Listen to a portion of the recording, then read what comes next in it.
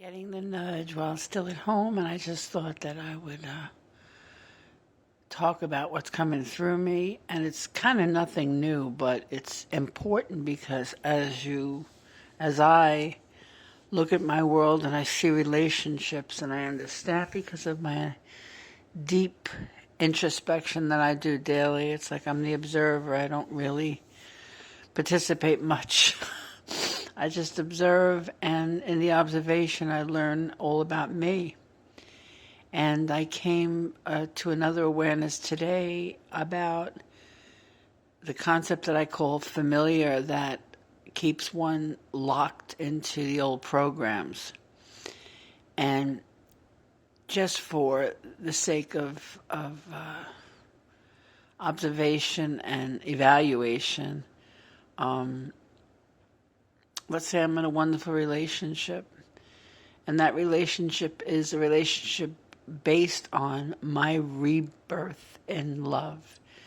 That I understand that what I was taught love was not love. And so I reestablish a new heart, in a sense, where I'm open to love and I'm receptive to love.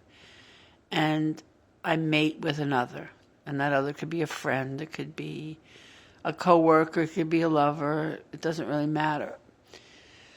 Because everything is just reflecting what I feel about me. So it could be just my daily operation. Whatever I decide to do is peaceful and loving and joyous. And all of a sudden I see there's an issue in the relationship. And it's kind of not comfortable presently. And I continue to stay in it. Each day it gets just as uncomfortable and just as confusing and chaotic. And I stay in that until I become basically a victim to it. And that is just reenacting the love that I was taught was real as a child. And so the familiar actually becomes more comfortable than the bliss. And so when someone is in a relationship with you and they act out, they act different than they did when you first, which Bruce Lipton calls the honeymoon effect. You know, like when you're first in a relationship, everything's wonderful, and then you live together and it becomes hellish.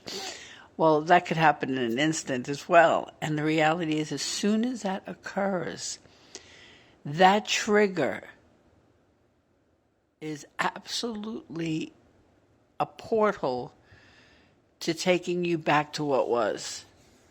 And so that aspect of you that was loving and giving and whatever is so used to the attack and the abuse and neglect and insecurity that they trigger that response in you because it's still laying dormant in you because everything is just showing you you.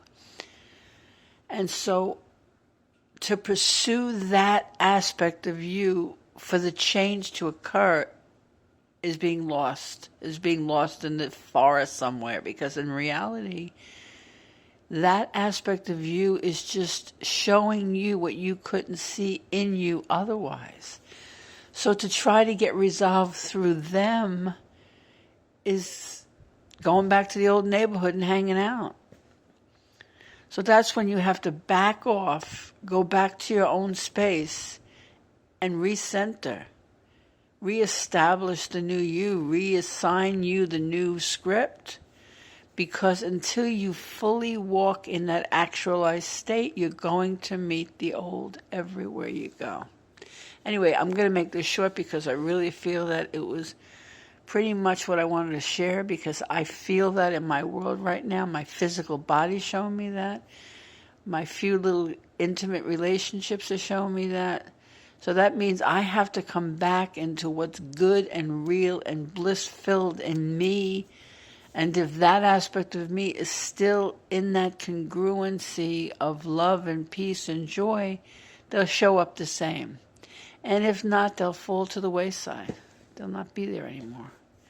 Doesn't matter It really does not matter. It's not about them, it's about you. And so if it's about you, you need to stay firm in your understanding that everything is teaching you about you. The old will always bring forth the same.